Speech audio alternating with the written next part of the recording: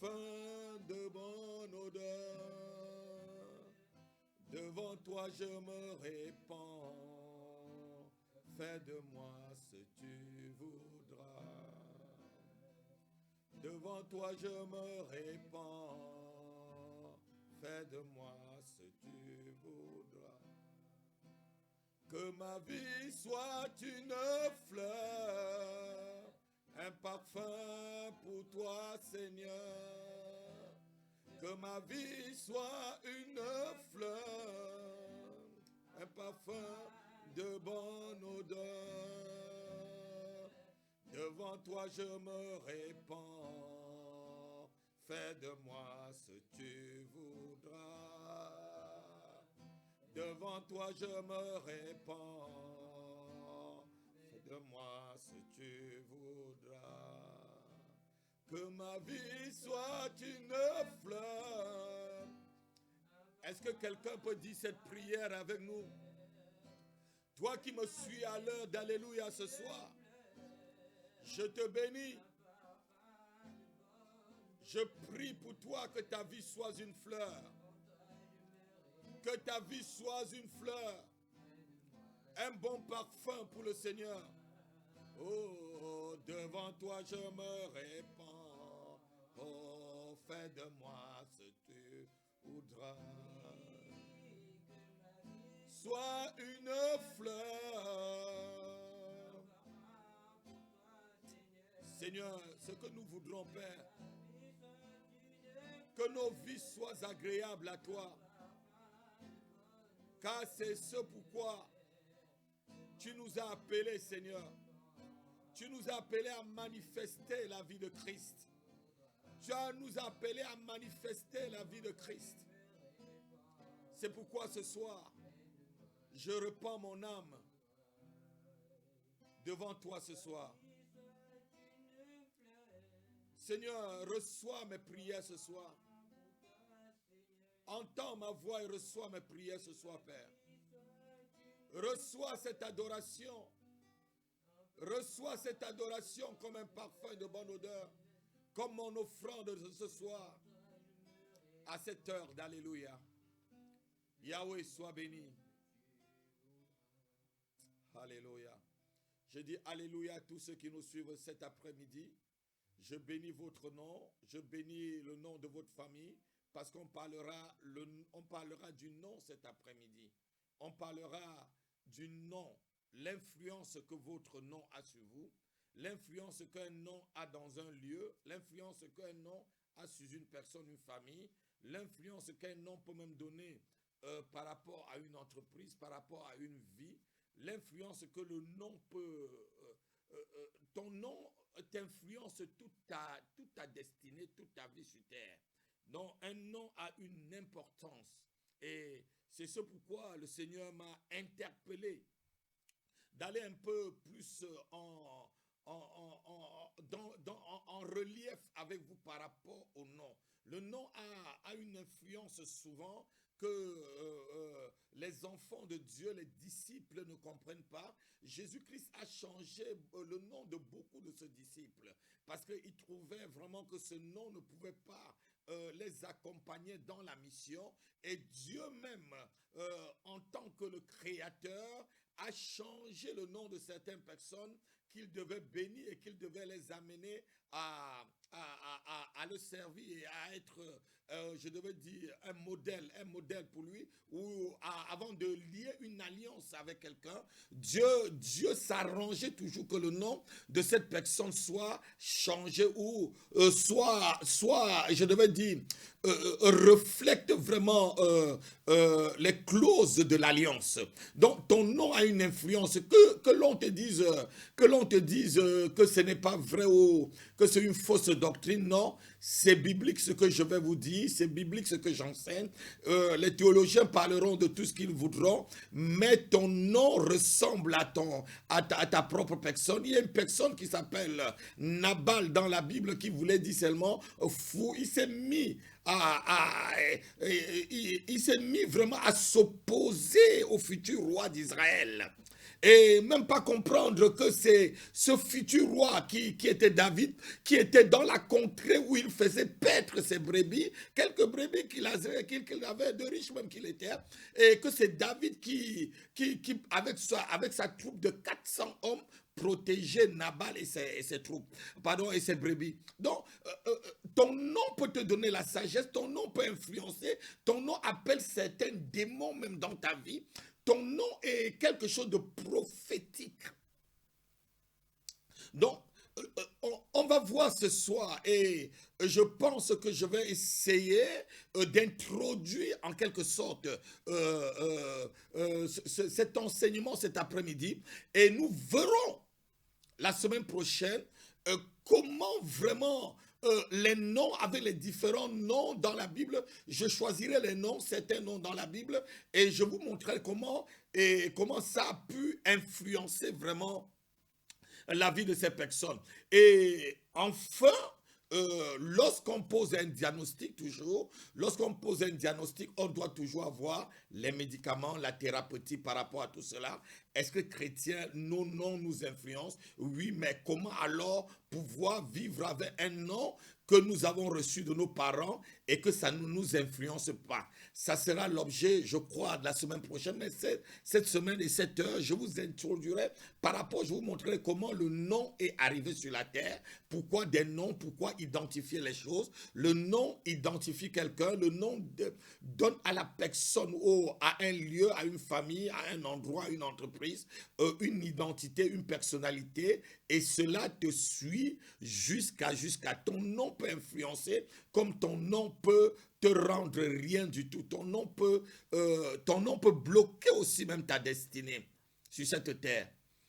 On va voir l'histoire de quelqu'un aussi tout à l'heure où son nom avait vraiment tellement influencé sa vie qu'il était obligé d'aller crier à l'Éternel pour que ce nom n'influence plus sa vie. Il avait compris que son problème était son nom.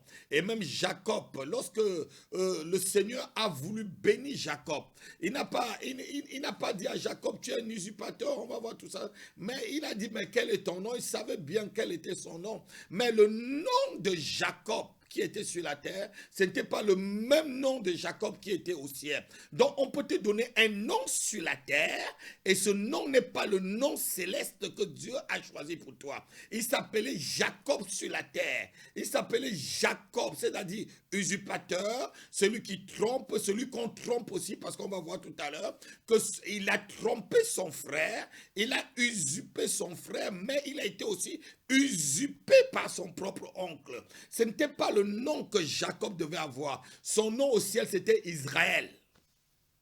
Donc nous portons souvent les noms qu'on nous donne, mais au ciel, ce n'est pas notre vrai nom. Pourquoi Jésus aussi a changé le nom de Simon à Pierre? C'est parce que sur le plan spirituel, Simon s'appelait vraiment Pierre. Donc ce soir, on va voir comment ton nom influence ta destinée. Les noms que nous portons, sont à l'origine de plusieurs combats et de plusieurs batailles de notre vie. Un nom peut t'amener que des problèmes. Un nom peut t'amener que tu n'es que quelqu'un qui bataille toute ta vie. Tu batailles toute ta vie jusqu'à ce que tu meurs à cause du nom que tu portes. Parce que derrière un nom, il y a toujours un esprit. Jésus dit ceci dans le livre, on va le lire, dans le livre de Jean chapitre 6, verset 63, il dit, c'est l'esprit qui vivifie, la chair ne sert à rien, les paroles que je vous ai données sont esprit et vie. Ton nom, c'est une parole, ton nom, c'est un mot, c'est une phrase qu'on prononce.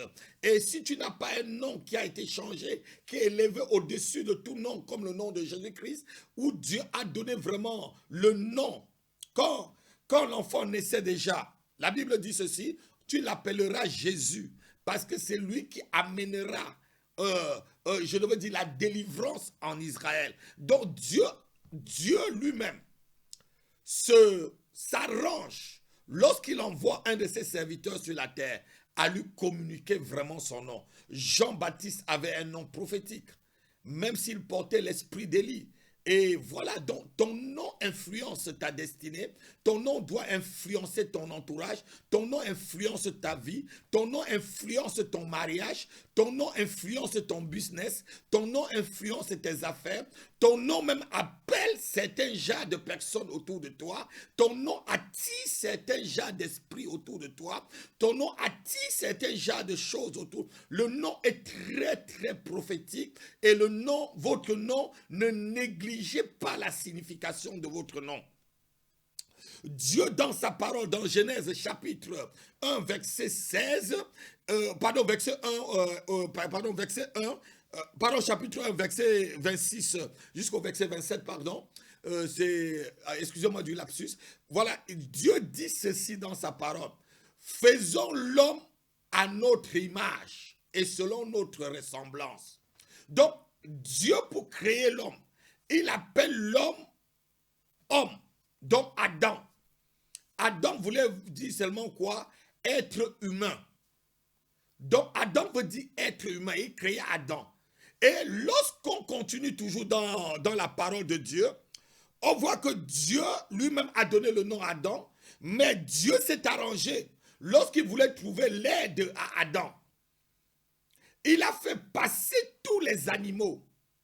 Nous allons lire Genèse chapitre 2, versets 18 à 20.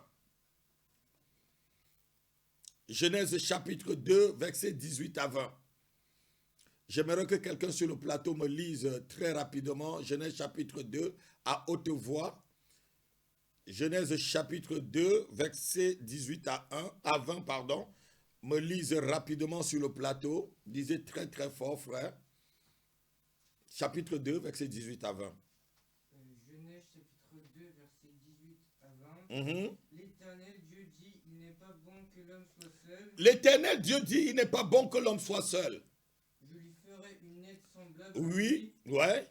L'Éternel Dieu forma de la terre tous les animaux des champs et tous les oiseaux du ciel, et il les fit venir vers l'homme pour voir comment il les appellerait. Comment il les appellera? Dieu lui-même qui a créé tout n'a pas pris le soin de donner des noms à ce qu'il a créé, mais il a pris le soin que c'est l'homme qui devait gouverner la terre, c'est l'homme qui devait rester sur la terre et dans le jardin pour pouvoir gouverner tout ce qui est sur la terre, que c'est l'homme qui donne le nom à tout ce qu'il devait voir. Que ce soit les animaux ou les arbres, c'est l'homme qui a donné le nom. Parce que lorsque tu donnes un nom à quelque chose, tu influences la chose. Lorsque quelqu'un te donne son nom, il t'influence.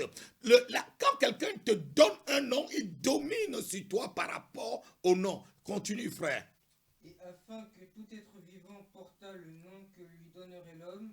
Afin que tout être vivant porte le nom que lui donne l'homme, pas que lui donne Dieu. Donc Dieu a pris le soin ici. Et Dieu comprend bien que ton nom est prophétique.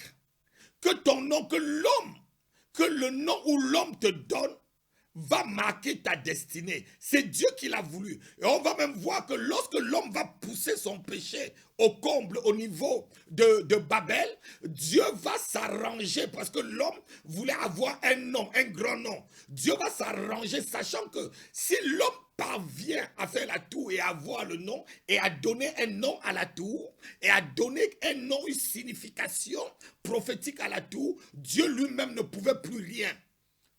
Continue. Et l'homme donna des noms à tout le bétail, aux oiseaux du ciel et tous les animaux des champs. Mais pour l'homme, il ne trouva point d'être semblable à lui. Alors l'Éternel Dieu fit tomber un profond sommeil sur l'homme qui s'endormit. Il prit une de ses côtes et renferma la chair à sa place.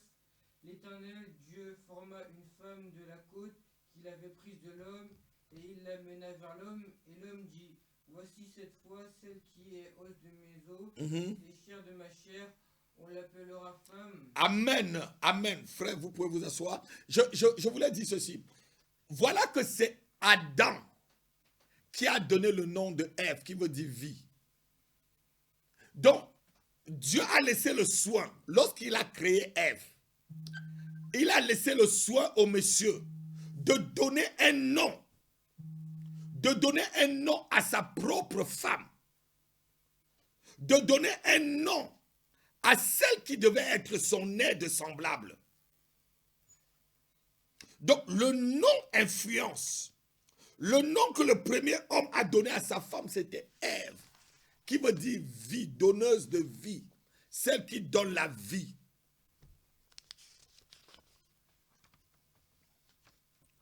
Celle qui donne la vie. Ève, celle qui donne la vie. Pourquoi Dieu a laissé le soin à l'homme de donner le nom à tout ce qu'il avait créé? Tout simplement parce que Dieu lui-même ne voulait pas influencer ce qu'il avait créé, parce qu'il l'avait créé pour le bien de l'homme. Et c'est l'homme qui devait appeler tout ce qu'il a. Il devait donner un nom à tout ce que Dieu avait créé. Donc même quand une plante est venimeuse, c'est parce que l'homme a prophétisé sur cette plante qu'elle est venimeuse, que cette plante devient venimeuse. Quand quelque chose est mortel, c'est parce que l'homme a dit que cela est mortel. C'est pas Dieu. C'est pas Dieu, c'est le nom qu'on donne à la chose. C'est le nom qu'on donne à la chose qui prend forme, et ce nom est prophétique. Parce que ce sont les paroles qu'on libère sur ces choses. Ce sont les paroles, que ce soit une chose, que ce soit des êtres humains comme on a lu tout à l'heure, le nom influence. Le nom influence la destinée. Le nom influence celui qui le porte. Celui qui donne un nom à une chose domine sur cette chose. C'est une loi divine. C'est une loi divine. Celui qui donne un nom influence. Avant que je ne continue, si tu n'es pas encore abonné d'Alléluia TV, je veux voir beaucoup d'abonnés ce soir. Faites des pieds et des mains pour que tous ceux qui sont tout autour de vous, qui ne sont pas encore abonnés, s'abonnent sur cette merveilleuse chaîne d'Alléluia TV. C'est une chaîne à votre service. C'est vos abonnements qui font vraiment votre offrande par rapport je devais dire, à cette nouvelle chaîne sur la francophonie. Donc, je te demande de t'abonner. Abonnez-vous, abonnez-vous, abonnez-vous. Dans les jours à venir, il y aura beaucoup d'autres émissions qui vont passer. Des éminents hommes de Dieu, des sommités, des femmes de Dieu, des femmes de feu, des femmes de prière, des hommes de feu, des hommes de prière, qui sont en train de se préparer pour pouvoir avoir des temps d'antenne à vous et vous bénir. Comme vous voyez aussi, mardi, dans l'heure d'Alléluia, pardon, l'heure de Allô Pasteur, j'ai un problème. Donc si tu n'es pas encore abonné, abonne-toi, abonne-toi, abonne-toi, abonne-toi et demande à tous tes contacts, à tes soeurs, à tes frères, à tes amis, à tes collègues de service de s'abonner sur Alléluia TV et de cliquer sur la clochette. Comme ça, lorsqu'il y a des notifications, il reçoit directement un signal sur son portable qui lui permettra de partager des moments merveilleux comme celle-ci avec nous. Nous, on parlait de nom. Je disais que le nom est divin et c'est une loi. Lorsqu'on donne le nom à quelque chose, on influence la chose. Lorsqu'on donne le nom à un lieu, on influence ce lieu. Il y a des carrefours. J'ai appris une histoire où un homme de Dieu qui m'a parlé d'un autre qui est parti débaptiser un carrefour à Abidjan, où ce carrefour s'appelait Carrefour de la mort. Et cet homme de Dieu est parti et il a débaptisé ce carrefour où on avait nommé Carrefour de la mort parce qu'il y avait tellement des accidents, il y avait tellement de morts à ce carrefour. Et cet homme de Dieu, comprenant que le nom influence un endroit, il est parti décider de changer le nom du carrefour. Et depuis le jour où il est parti débaptiser, enlever, changer le nom de ce carrefour, j'ai appris que il n'y a plus jamais eu d'accident en ce lieu. Gloire soit rendue à Dieu. Satan n'a plus eu de place dans ce lieu. Amen. Donc je disais ce soir, Dieu lui-même sait que le nom influence la destinée des gens. C'est pourquoi Dieu laisse le soin aux hommes de donner le nom à leur propre destinée, à leur propre progéniture. Donc l'homme donne le nom à sa propre progéniture. Et lorsqu'un nom est donné, Dieu sait que ton nom va influencer. On va voir, on va continuer, je vais vous introduire et vous allez voir vraiment des choses que lorsque vous lisez la Bible par rapport au nom, vous ne comprenez pas. Dieu lui-même sait que lorsque tu prends un nom, ce nom va t'accompagner toute ta vie. Et si c'est un mauvais nom qu'on t'a donné, tu subiras les conséquences de ce nom. Même si tu es son serviteur, même si tu et sa servante, si tu ne parviens pas à comprendre qu'il y a une délivrance que tu dois faire par rapport à ton nom, il y a une délivrance que tu dois faire par rapport même à ton pays, au nom du pays où tu es né, au nom de l'endroit où tu es né, au nom de la famille où tu es né, il y a une délivrance que tu dois faire par rapport à tout cela, parce que ton nom t'influence. Le nom de là où tu sors t'influence. Le nom de la nation t'influence. Le premier nom des premiers enfants de Adam et de Ève, le premier nom c'était Caïn. Voilà le premier nom que l'homme qui était un être humain, au lieu d'appeler aussi ses enfants êtres humains, il a décidé plutôt de donner un nom. Comme il avait déjà appris à appeler serpent, léopard, dragon, tout. C'est pas Dieu qui a dit que le serpent s'appelle serpent, hein. C'est Adam. Éléphant, jaguar, singe, tout ce que les noms qu'on a, c'est l'homme qui a donné. Et comme Dieu lui avait laissé cette liberté, voilà que quelqu'un, au lieu, il s'appelle être humain, il s'appelle Adam, au lieu de continuer à appeler celui qui sort de lui aussi être humain, créé à la ressemblance de Dieu, créé à l'image de Dieu, il appelle Caïn. Et Caïn veut dire quoi? Caïn veut dire forgeron. Il n'y avait pas encore de forgeron sur la terre. Caïn veut dire artisan. Et Caïn a été artisan du mal. C'est Caïn qui a été le premier artisan. Artisan de quoi? L'enfant vient de naître. Tu l'appelles forgeron, artisan. Qu'est-ce qu'il doit forger? Est-il artisan de quoi? Son nom l'a influencé. Et il a été jusqu'à être artisan de la mort de son frère. Le premier meurtre sur la terre a été fait par Caïn. Caïn qui veut dire artisan. Caïn qui veut dire forgeron. Artisan de quoi? Artisan de la mort. Artisan des mauvaises choses. Artisan du malheur. De qui? De Abel. Il appelle un artisan, et il appelle l'autre Abel. Abel qui veut dire quoi? Souffle, vapeur. Tu appelles ton enfant souffle, vapeur. C'est pourquoi Abel n'a pas vécu longtemps. Il y a un qui était forgeron, ou disons artisan, qui a soufflé sur Abel, que son père l'a appelé Abel. Souffle, vapeur.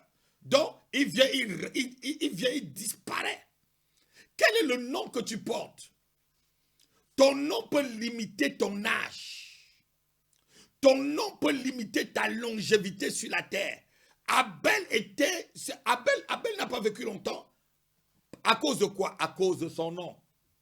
Derrière le nom, il y a des esprits qui se manifestent. Derrière un nom, il y a des esprits qui se manifestent. C'est pourquoi Dieu dit, la Bible dit, pardon, Dieu lui a donné le nom qui est au-dessus de tout nom, afin qu'au nom de Jésus-Christ, tout genou fléchit dans le ciel et sur la terre, et que toute langue confesse que Jésus-Christ est Seigneur, à la gloire de Dieu le Père. Philippiens chapitre 2, à partir du verset 8.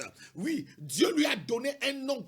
Il y a des noms qui sont au-dessus des autres noms. Il y a des noms derrière lesquels un démon y est. Il y a des noms il y a un esprit qui est derrière tout nom.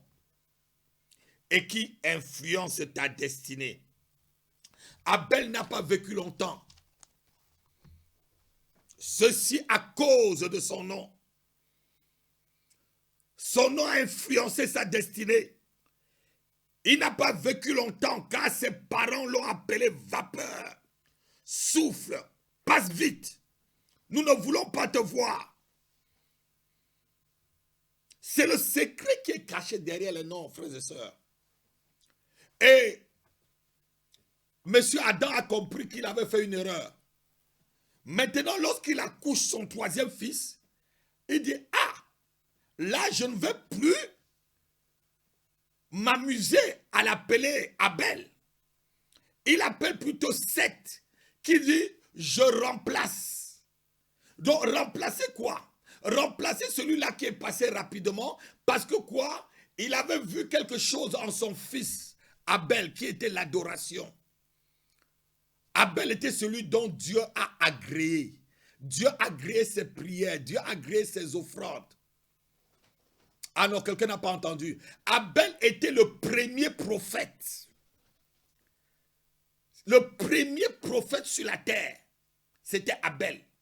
Vous allez me poser la question, mais quel est le prophète, quelle est la prophétie qu'il a donnée? Il y a des prophètes qui ne prophétisent que par des signes, par des actes. Son offrande était un acte prophétique.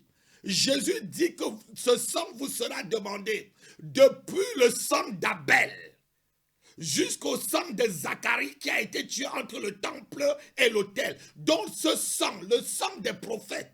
Et Jésus cite Abel parmi les prophètes. Oh yes, donnez-moi un alléluia, un amen. Je vais vous dire des choses. Non, je veux voir des alléluia et des amen. Partage, partage et mets des cœurs, mets des cœurs. Mets des cœurs pour que la vidéo ne s'arrête pas. Mets des cœurs pour que l'enseignement ne s'arrête pas. Et abonne-toi, abonne-toi, abonne-toi, abonne-toi, abonne-toi. Abel, c'est le premier prophète de la Bible. C'est le premier prophète. Lorsque Dieu a agréé ses offrandes, comment il a eu la révélation que Dieu aimait plutôt les agneaux et tout, c'était prophétique. L'autre, Caïn, il a suivi papa. Papa était un cultivateur. Papa l'avait appris à faire le champ et tout. Il avait appelé forgeron, artisan, cultivateur. Donc. Mais Abel, on mis ça par révélation. Il a compris que non, tous les fruits de la terre, là, Dieu ne veut pas. C'est vraiment les premiers-nés. Les premiers-nés de ces bétails qu'il a offert à Dieu. C'était prophétique. Donc écoutez-moi, je vais faire une parenthèse ici. Le prophète n'est pas toujours celui qui va te dire ainsi par l'Éternel. Le prophète n'est pas toujours celui qui va te dire qu'en 2021 tu vas te marier. Le prophète n'est pas toujours celui qui va te dire que ton ami, ton collègue de travail est sorcier, ou tes parents sont ceci, ou que tel sort. Non, le prophète n'est pas toujours celui-là. Il y a des prophètes qui n'ont que des signes prophétiques, qui ne posent que des signes prophétiques, et c'est des grands prophètes. Moïse avait des signes. Moïse était un prophète dans des signes et dans des révélations. Comment Moïse a connu la création du monde alors qu'il n'était pas là? C'était par révélation. C'est un grand prophète. Il y a des prophètes qui n'ont que la révélation sur certaines choses. Ils ne te diront pas ainsi parle l'Éternel, mais Dieu les révèle des grandes choses, des actes à poser. Ton nom influence ta destinée. Ton nom influence ta vie. C'est avec le troisième fils qui s'appelle Seth que la Bible dit qu'on a commencé à adorer celui qui était le remplaçant de qui? De Abel, pas de Caïn, parce que Caïn était encore vivant. On va lire Genèse chapitre 4, verset 25 à 26. On va comprendre que c'est à partir de la descendance d'Abel que les gens ont commencé à adorer Dieu. Genèse 4, verset 25 et 26. Adam connut encore sa femme. Elle enfanta un fils.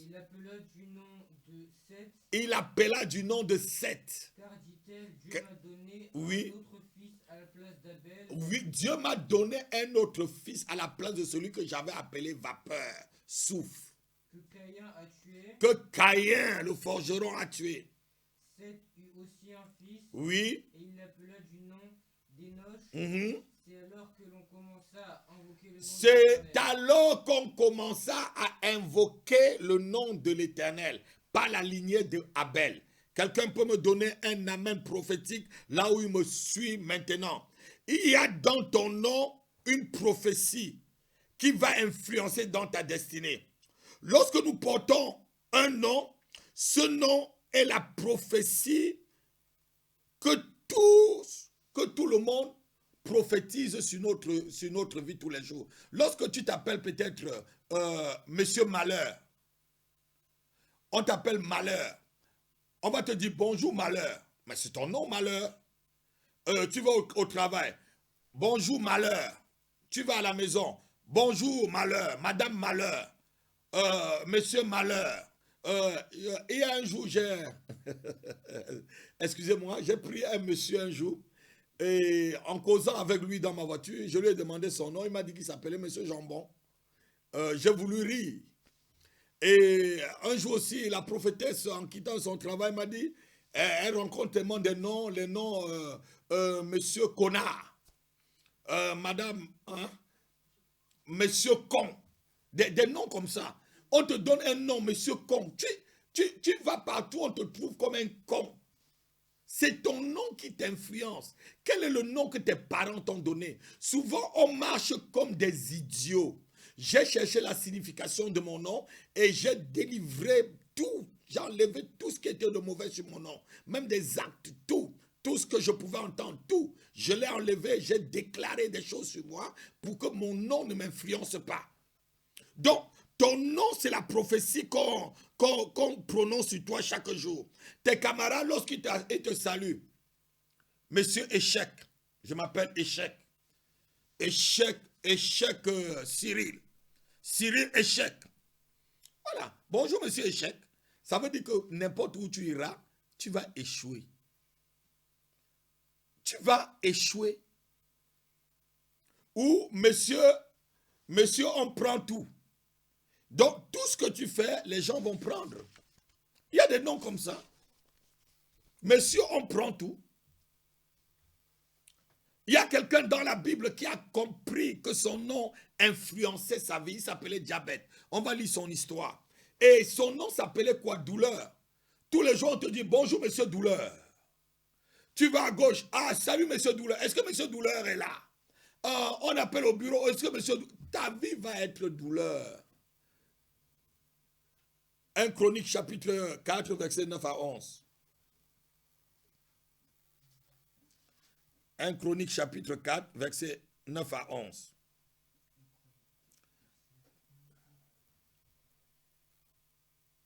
Jabet était plus considéré que ses frères. Jabet était quelqu'un de très considéré par rapport à ses frères. Sa mère lui donna le nom de Jabet en disant, c'est parce que je l'ai enfanté avec douleur. C'est parce que je l'ai enfanté avec douleur. Jabet invoqua le Dieu d'Israël en disant, si tu me bénis et que tu étendes mes limites. Si tu me bénis et que tu étends mes limites. Si ta main est avec moi. Si ta main est avec moi. Et si tu me préserves du malheur. Si tu me préserves du malheur, cette personne était dans le malheur. Il était limité. Son nom l'avait limité. En sorte que je ne sois pas dans la souffrance. En sorte que je ne sois pas. Il y a des noms qui s'appellent souffrance. Il y a des noms qui s'appellent limitation. Il y a des noms qui s'appellent douleur. Il y a des noms qui s'appellent célibataire. Il y a des noms qui s'appellent, je devais dire, stérilité. Quel est ton nom? Quel est le nom que tes parents t'ont donné? Ce nom t'influence. La Bible nous dit ceci. Si quelqu'un souffre, quand on donne un nom à quelqu'un ou à quelque chose, ou à une communauté, ou à certaines personnes, c'est pour influencer vraiment ces personnes-là. Regarde, l'apôtre Pierre, en son temps, a compris que le nom chrétien était un nom qui faisait souffrir les disciples. Et il dit bien ceci dans le livre de 1 Pierre chapitre 4, verset 16, si quelqu'un souffre en tant que chrétien, comment tu peux être chrétien, tu souffres? Et il dit qu'il glorifie Dieu de ce nom-là. Et le nom chrétien, ce n'est pas Dieu qui a donné le nom chrétien. Le nom chrétien a été donné à Antioche. Dans le livre, je crois, dans le livre de Actes, chapitre 11, verset 25, il dit c'est la première fois Antioche que le nom chrétien a été donné à qui? Aux disciples. Notre vrai nom, le vrai nom des croyants, c'est des disciples. Nous sommes des disciples de Jésus-Christ. Nous ne sommes pas des chrétiens. C'est parce qu'on nous appelle chrétiens qu'il y a trop de crétins aujourd'hui au milieu de nous et qu'il y a beaucoup de désordre. Chrétien veut dire seulement quelqu'un qui suit Christ. Et Christ, c'est qui? Christ, c'est l'onction. C'est pourquoi beaucoup de personnes aujourd'hui, à cause du nom, même dans le milieu évangélique, même dans le milieu des enfants de Dieu, n'ont pas vraiment une grande influence parce que quoi? Ils portent le nom de chrétien. Ils sont là pour suivre Christ. Ils suivent l'onction. Christ, c'est quoi? C'est l'onction. Ils suivent l'onction, celui qui suit Christ. Notre vrai nom. Et on donnait ce nom-là aux disciples en ce temps-là, c'était pour influencer sur eux. C'est pourquoi Pierre peut le dire. On peut le lire. 1 Pierre chapitre 4, verset 16. C'est pourquoi Pierre pouvait exhorter les frères de son temps qui souffraient du nom de chrétien. Vous allez me dire, mais apôtre Rapi, où c'est que... Mais on dit chrétien tout le temps. Oui, on dit chrétien. Oui, mais ce n'est pas un nom que Dieu a donné. Chrétien, ce n'est pas un nom que Dieu a donné. C'est des païens qui ont donné cela pour influencer ceux qui suivaient Christ. On va le lire rapidement. Mais si quelqu'un souffre comme chrétien, qu'il n'en ait point honte, et plutôt qu'il glorifie Dieu à cause de ce nom. Ah, comment tu peux avoir honte de ton nom? Il y a des noms qui nous donnent la honte.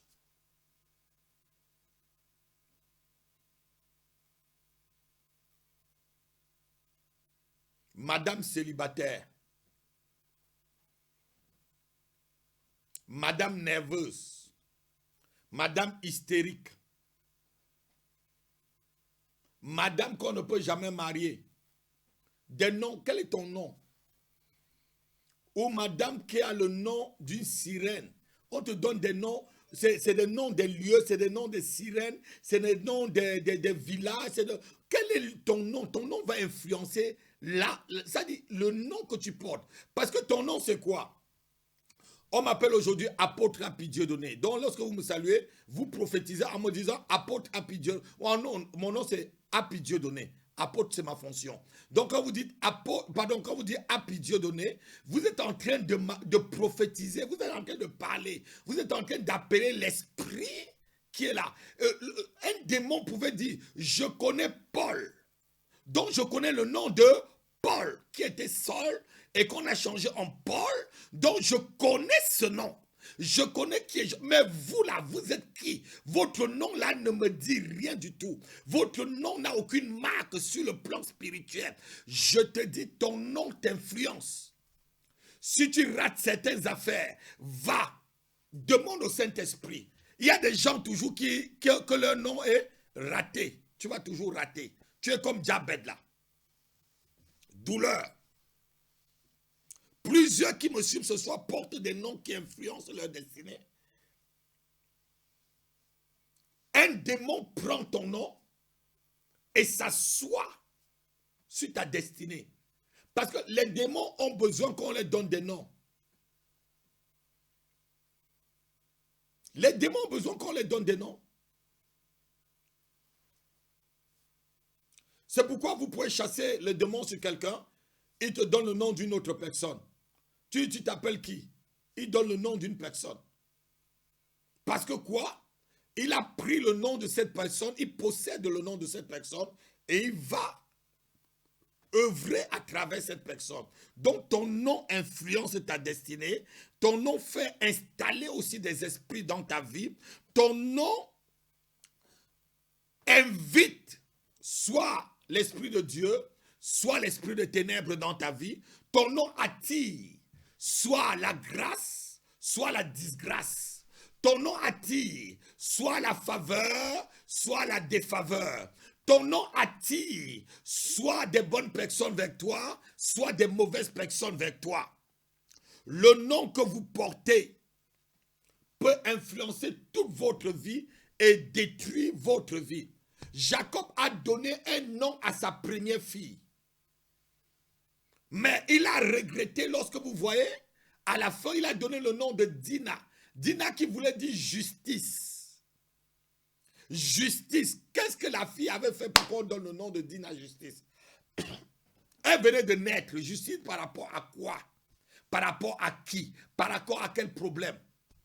Et il y a eu un petit problème avec Sichem, où la jeune fille est sorti pour voir les filles du pays, dit la Bible, mais Sichem est complètement tombé amoureux de Dina et qui a même voulu épouser Dina. Mais puisque son nom influençait, il avait déshonoré la fille, il fallait tuer Ruben et tout ça, ils ont tué tout le monde. Et Jacob n'a jamais été content lorsque vous lisez Genèse chapitre 49, il maudit la colère de ses enfants à cause du massacre qu'ils ont fait ce jour-là. Parce que quoi? Le nom de la fille portait justice. Vous avez dit que ce n'est pas un mauvais nom, mais c'est une justice. Ça veut dire que quoi? Ça veut dire qu'à chaque fois lorsqu'il y a un problème, dans ton nom, tu ne pardonnes pas. Quel est ton nom? Si tu es justicien légaliste, ça peut être la signification de ton nom, que tu es quelqu'un qui ne pardonne jamais. Tu n'as pas de miséricorde.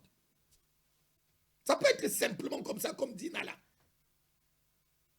Tu ne comprends pas pourquoi tu ne pardonnes jamais. Peut-être c'est ton nom. Que veut dire ton nom? Esaü pouvait dire ceci, on va lire. Genèse chapitre 27, verset 36. C'est parce qu'on l'a appelé du nom de Jacob qui m'a supplanté plusieurs fois. Hey, c'est parce que, bibliquement, je vous dis, le nom a une influence. C'est pas pourquoi Jésus-Christ est venu, on lui a donné un nom. Genèse chapitre 27, verset 36. Ésaü dit, est-ce parce qu'on l'a appelé du nom de Jacob? Est-ce c'est parce qu'on l'a appelé du nom de Jacob qui m'a supplanté deux fois déjà. Le gars l'avait déjà roulé. Et qu'il a? Il a enlevé mon droit d'aînesse. Il a enlevé mon droit d'aînesse. Et voici maintenant qu'il vient d'enlever ma bénédiction. Et voici maintenant que le mec vient de m'enlever encore ma bénédiction. Donc Jacob, qui voulait dire supplanteur, lui-même il a été supplanté. Il supplante les autres le supplantent aussi. Genèse chapitre 31, verset 41. Son oncle a changé son salaire 10 fois. Ça veut dire quoi? C'est son nom, Jacob, qui le dit, supplanteur. On va te supplanter. Tu supplantes les autres, on va aussi te supplanter. Quel est ton nom? Genèse 31, verset 41. Voilà 20 ans que j'ai passé dans ta maison. Ouais, voilà 20 ans que j'ai été avec toi. Je t'ai servi 14 ans pour tes 2 filles. Je t'ai servi 14 ans pour deux demoiselles. Et 6 ans pour ton troupeau. Oui. Et tu as changé 10 fois mon salaire. Tu m'as supplanté 10 fois, donc tu as changé 10 fois. Amen. Tu as changé 10 fois mon salaire. Son oncle, à cause de son nom, Jacob aussi, l'a trompé 10 fois. Quel est ton nom? Pourquoi on te trompe souvent? Pourquoi ta part de choses ne marche pas? Pourquoi lorsque tu es fiancé, tes fiançailles se gâtent? Pourquoi lorsque tu es fiancé, une autre personne vient prendre l'homme avec qui tu devais te marier ou la femme avec qui tu devais te marier? Pourquoi est-ce que lorsque tu fais un concours, on veut 10 personnes et toi tu es la 11e personne? Pourquoi tu es toujours en retard? Pourquoi il y a un blocage? Pourquoi il y a une limitation? Pourquoi il y a un certain niveau de vie que tu n'atteins pas? Regarde l'étymologique et regarde vraiment les sources. Va dans les profondeurs de ton nom, cherche à connaître la signification de ton nom. Ton nom a une influence sur ta vie, je te le dis aujourd'hui. Si tu ne le savais pas, même si un autre pasteur te dit autre chose, dis-lui qu'il est menteur, parce que la Bible dit que ton nom influence ta destinée. Ton nom influence ce que tu es. Pourquoi c'est facile pour les autres et c'est difficile pour toi? Qu'est-ce que ton nom prononce devant les choses? Pourquoi les autres viennent traverser là où tu t'es arrêté depuis des années? Pourquoi tu es toujours limité, bloqué à ce niveau? Y a-t-il une chaîne sur ton nom qui te dit que tu ne vas pas aller, tu ne dépasseras pas les environs d'un certain périmètre carré? Vous savez, lorsqu'on est enchaîné, on peut avoir plusieurs chaînes. Et c'est pourquoi la délivrance, je dis souvent, la délivrance est graduelle. Tu peux avoir la chaîne qui te fait tourner tout autour de ce verre. Ça veut dire que tu as une petite chaîne seulement. Ça veut dire que si on te coupe, tu peux aller très loin. Il y a des gens qui ont plusieurs chaînes. Ça veut dire quoi? Il a une chaîne qui le permet de tourner autour de ses verres.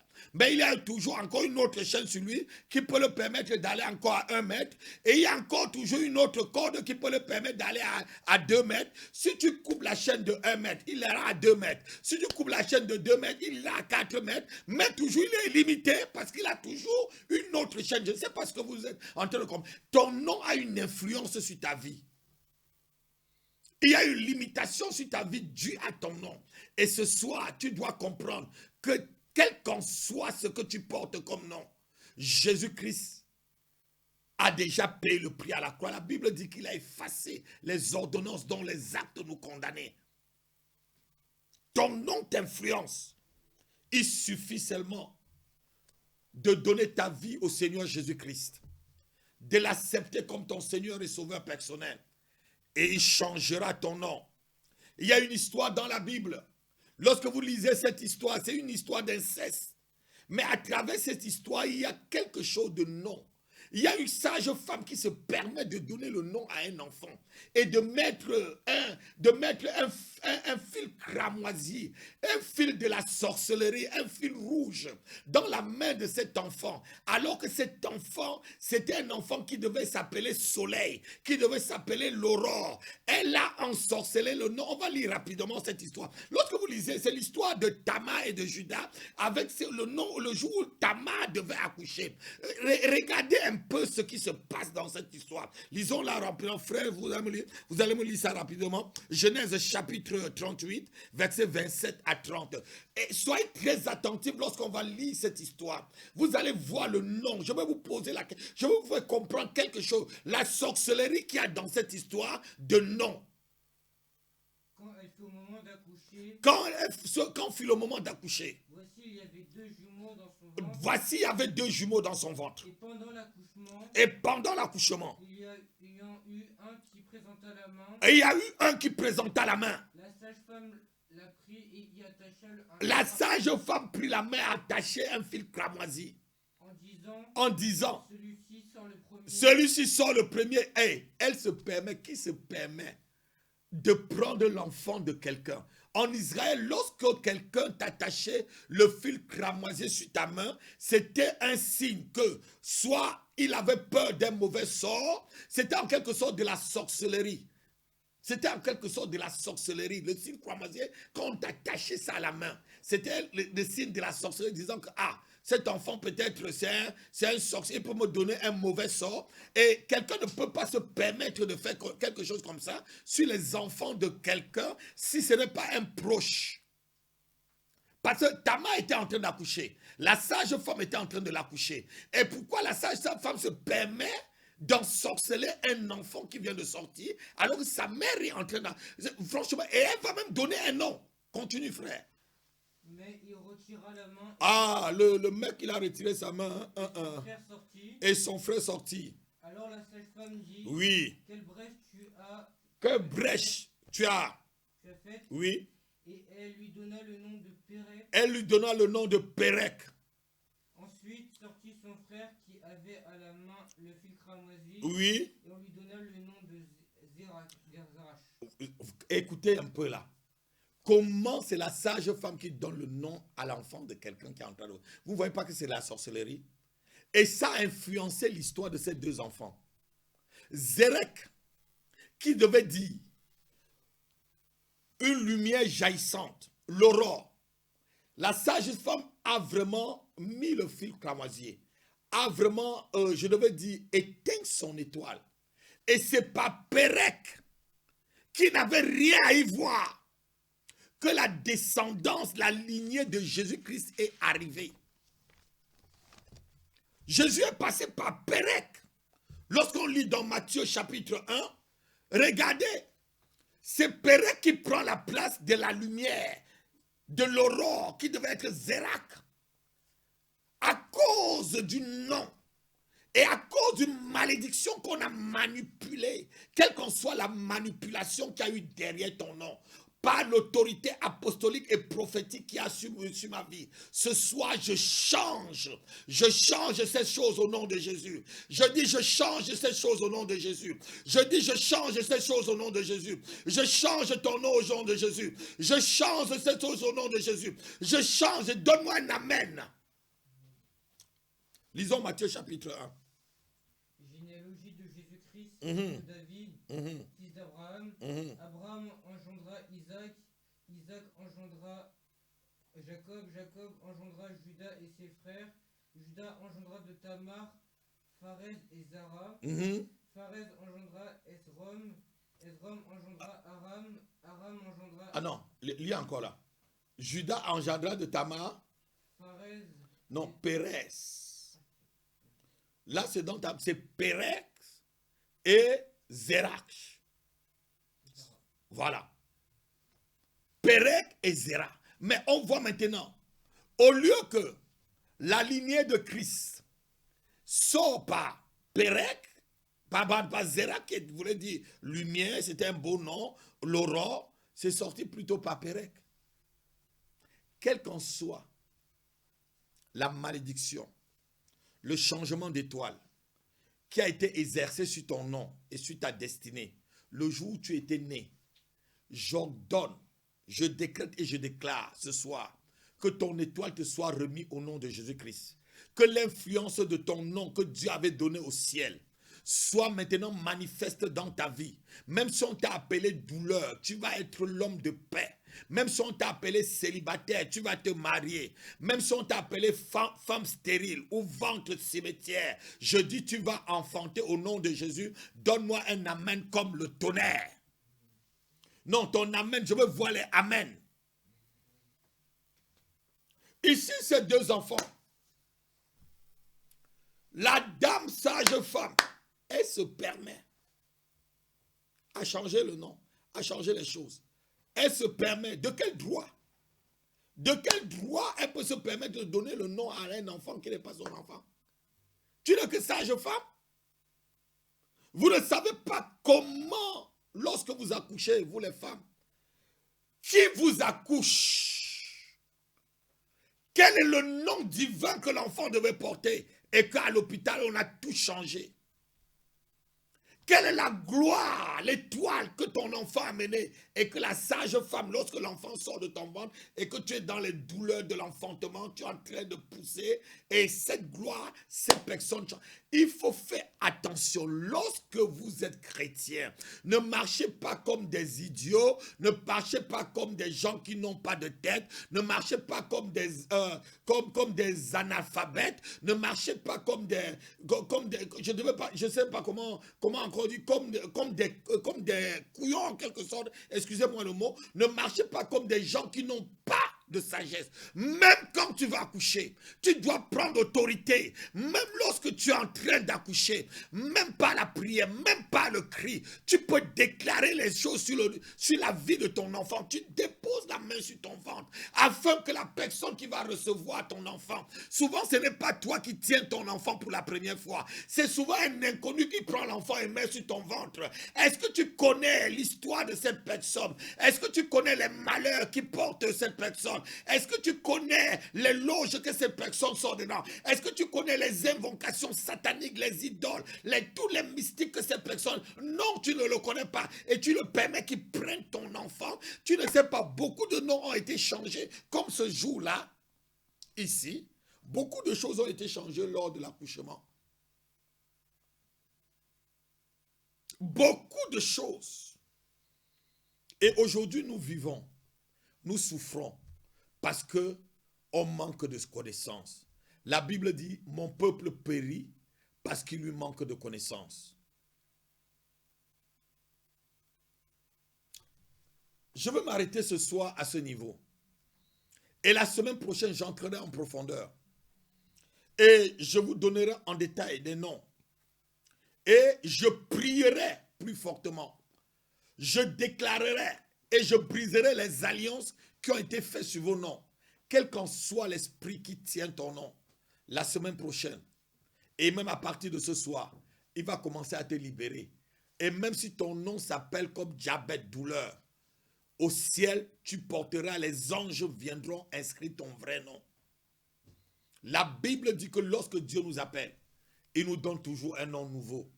Soyez bénis, vous qui avez aimé cette émission.